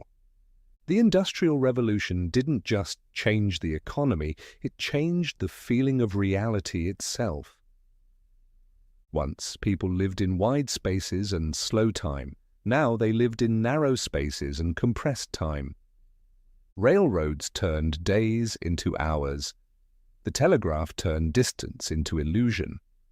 What we now call globalization began there, when matter, goods, ideas, people, and even conflict began to move faster than the world could comprehend. When the final gears of the Industrial Revolution had turned to their limits, humanity began to look back and to realize that machines of steel were no longer enough. They wanted to understand the structure of reality itself. If steam had given them power, now they wanted to command the very energy of the universe. And so the 20th century opened with two questions humanity had never dared to ask before. What is matter, truly? And what are we within this vast universe? from small laboratories across Europe, the first sparks of the atomic age flickered to life. In 1905, Albert Einstein wrote equations that shook the world. Energy and mass were one and the same, E equals mc squared. A tiny bit of matter, if released, could unleash energy equal to that of a star. Those numbers, born as abstract theory, opened the door to both divine power and ultimate destruction. While Einstein sought to understand the cosmos, Marie Curie toiled with radium in a dim Paris lab. Niels Bohr, Heisenberg, and Fermi stepped into the realm of the atom, a place where time, space, and probability blurred together. It was no longer Newton's clockwork universe of certainty, but one of mystery and chance, a world where things did not exist but might exist. The 20th century began as a poem of intellect and quickly became a symphony of fire. In 1939, before humanity could even grasp the meaning of E equals mc squared, it was turned into a weapon. From the Manhattan Project to Hiroshima, what began as a triumph of reason became the shadow of morality. A single atom of uranium split. and in seconds a city turned to ash. The flame of knowledge, once meant to warm humanity, now burned it. The world entered the atomic age, an era where every nation held the power to erase life itself. And yet, from that terror came reflection. For the first time, humanity truly understood. Power does not equal victory. It equals responsibility. As the smoke of Hiroshima faded, a new race began, the race for space. From the ruins of war, people lifted their eyes to the heavens and realized they had reached the edge of their world. In 1957, Sputnik 1 left Earth's atmosphere, sending a simple beep-beep across the void, a declaration that humankind had stepped beyond its home. 4 years later, Yuri Gagarin orbited Earth, gazing upon the blue planet and saying, "I see the Earth. It is so beautiful." Only 8 years after that, humanity walked on the moon. When Neil Armstrong set foot upon the grey dust, his words echoed like a prophecy for all mankind. That's one small step for a man, one giant leap for mankind. From the coal fires of the 19th century to the starlight of the 20th, less than 100 years had passed, a blink in Earth's history. But in that leap, humanity saw what thousands of years of philosophy had only guessed. The universe is vast beyond measure, and we are but dust within it. From space, Earth had no borders, no nations, no colors, only a single blue dot drifting in the dark. Alongside those great voyages came an invisible revolution, the information revolution. The first computers filled entire rooms. Soon they shrank until they fit in the palm of a hand. Humanity learned to store memory not on paper, but in bits and bytes. They built a network that connected the entire planet, and once again the world shrank, becoming a kind of giant brain for the species itself.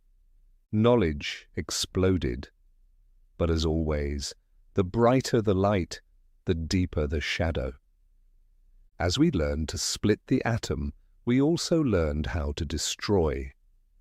As we flew beyond our planet, we discovered how fragile it truly was. In the famous blue marble photograph from Apollo 17, Earth appeared whole, round, beautiful, and alone. No borders, no flags, no battle lines. Only one home. For the first time, humanity didn't just see the world, it saw itself within the world. The atomic and space ages proved that intellect could carry us to the stars, but also reminded us that one mistake could bring us back to ashes. Amid nuclear energy and space travel, supercomputers and genetic maps, the oldest question of all returned. We are intelligent, but are we wise enough to survive our own intelligence? From the moment early humans first struck a spark in a cave to the instant they reached for the stars, every step of evolution has shared one constant, the desire to surpass their own limits. After mastering the atom, conquering space, and bending the laws of physics, there remained only one frontier left unconquered, the limit of life itself. The 21st century did not begin with the sound of gunfire or the flash of nuclear fire, but with the soft beep of a DNA scanner, the flicker of genetic code on a screen, and the quiet hum of algorithms that could learn and dream. For the first time, humanity looked into the mirror and saw its reflection: artificial intelligence. If the Industrial Revolution was the age when humans learned to reshape nature, this is the age when they are learning to recreate it. In sterile laboratories, scientists no longer merely observe life, they rewrite it. From the mapping of the human genome in 2003 to the rise of CRISPR gene editing, DNA is now edited like text. Birth, aging, illness, death, once the fixed rhythm of existence, are now variables in an equation. Genes are spliced, tissues regrown, organs cultivated, and somewhere between science and myth, the dream of creating new forms of life begins to stir. But biology is not the only thing transforming. Intelligence itself is multiplying. As machines learn to learn and AI learns to think, humanity is no longer the only creative species on Earth. Lines of code now write poetry, paint portraits, compose symphonies, build software, and reason at speeds no human brain can match. The machine no longer replaces the hand, it replaces the mind. A question echoes through time like the fire stolen by Prometheus. If we can create intelligence, are we creating a god or merely a reflection of ourselves? From DeepMind mastering the game of Go to ChatGPT composing essays, the world is witnessing a silent handover, a shift where the line between creation and imitation grows thin. What unsettles us is not that machines are becoming human, but that humans are beginning to act like machines. Brains are scanned by MRI, emotions translated into electrical signals, memories uploaded to servers. The border between natural and artificial is fading. If life can be copied and consciousness can be programmed, then what truly makes us human? Science offers no answer, only a mirror, cold and precise. Philosophy, which once asked, "What is the soul?" must now learn to redefine, "What is the body?" The world is entering a post-human age, where biology, technology, and consciousness merge. The body becomes something to upgrade, the mind something to back up, life itself a stream of data. Some call it salvation through technology. Others call it the dissolution of humanity. But perhaps amid the circuits and neural networks there remains one thing that cannot be replicated: meaning. Even when we can reprogram life, we still search for reasons to live. We want to know why we create, why we love, why we suffer, why we still cry at a piece of music. Perhaps that the ability to feel what cannot be measured is our final frontier. Not intelligence, but the awareness of our own fragility. And maybe after millions of years of evolution, as humanity sees its reflection in the machine, the question is no longer what can we create, but rather if we can make everything, even intelligence, emotion, and life itself, what then still makes us human? When humanity first began to ask what it truly meant to be human, we looked outward and were met with a silence so vast that even the question itself seemed to dissolve into it. The first ships that escaped Earth's atmosphere carried not only metal and fuel, but the pride of an entire species. And in that instant, Earth appeared small, a lonely blue jewel adrift in the endless dark. From space, all borders vanished. No nations, no religions, no battle lines, only one planet, round, bright, and fragile, floating in the eternal night. And when the first radio signals were sent into that darkness, humankind waited for an answer. But more than 70 years have passed and the reply has never come. No voices, no intelligent light, flickering among the hundreds of billions of galaxies. Only silence, not the silence of peace but of distance, deep, long, infinite. And within that silence, the oldest question of all knowledge returned. Are we truly alone? According to science, the universe has existed for roughly 13.8 billion years. The Earth, just over 4 billion. Humanity, barely a breath at the end of that cosmic day. If the entire history of the universe were a single 24-hour day, all of human civilization would occupy the final second before midnight. So what filled the other 23 hours and 59 minutes?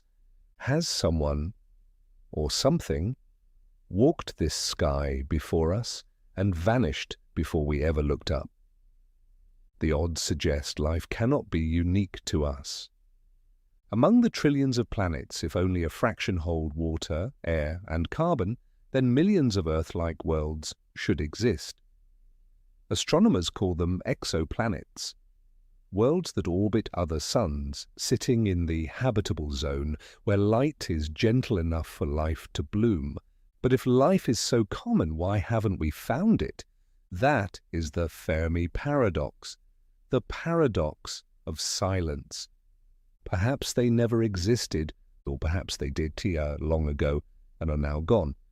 One cold theory says that every civilization, upon reaching a certain threshold of power, destroys itself. When they learn to harness the energy of stars, they also invent the tools of their own extinction. When they master genes, matter, and intelligence, they surpass what nature can bear and collapse under the weight of their own ambition. If that's true, then the silence of the cosmos isn't empty, it's haunted. The stars we see may once have had cities, music, and philosophy, now reduced to dust orbiting black holes. Maybe life is common, but enduring intelligence is unimaginably rare. Every civilization a brief flame in the night, burning bright, then fading, leaving darkness for the next flame to rise. Perhaps we are simply one more spark in that endless cycle. But there's another idea, softer, more haunting. Perhaps they're still there, quietly watching. Like adults observing a child learning to speak, they watch us stumble through the dawn of our awareness. They don't intervene, nor do they answer, because every civilization must pass the test of consciousness. Maybe they once were like us.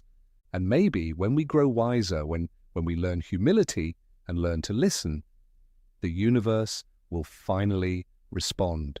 The WOW signal of 1977, strange radio waves from Hercules, the mysterious flickering of Tabby's star, all these feel like gentle knocks on the door of our solitude, whispering, "Has someone been here?" Or worse, was it once us and we've forgotten? For when we gaze into the stars, it's hard not to wonder whether civilization is a straight line or a circle. Maybe, millions of years ago, another intelligence walked this very planet. Not human, but something else, erased by time, geology, and the sea. Perhaps we are merely the memory of that ancient mind, rewritten in new form. The planet remembering itself. If so, we are not the first, only the next. Science calls it the Great Filter, the invisible barrier between primitive life and enduring intelligence. Maybe humanity is standing right in the middle of it. Maybe in a few centuries we'll know whether we've passed through it or perished like the flames before us. The farther we travel into the universe, the lonelier we feel. But that loneliness makes the question, is anyone out there, not just a mystery, but a prayer shared by all humankind? Because if someone is out there, they must be staring at their own sky, wondering the same thing. And if we truly are alone, then we are the universe's only voice, the storyteller of existence itself. That responsibility is not a burden, but an inheritance. For if there's no one else to remember, then it is we who must keep the flame alive, to tell the story of earth, of wind, of oceans, of all who came and went. Perhaps the universe is still waiting for us to learn how to answer. Not with signals, but with the way we live. Maybe we're not alone. Perhaps the cosmos is simply too vast, and the oldest souls have learned the beauty of silence. Because within that silence lies a quiet faith that while every civilization is temporary, the meaning of life itself is eternal.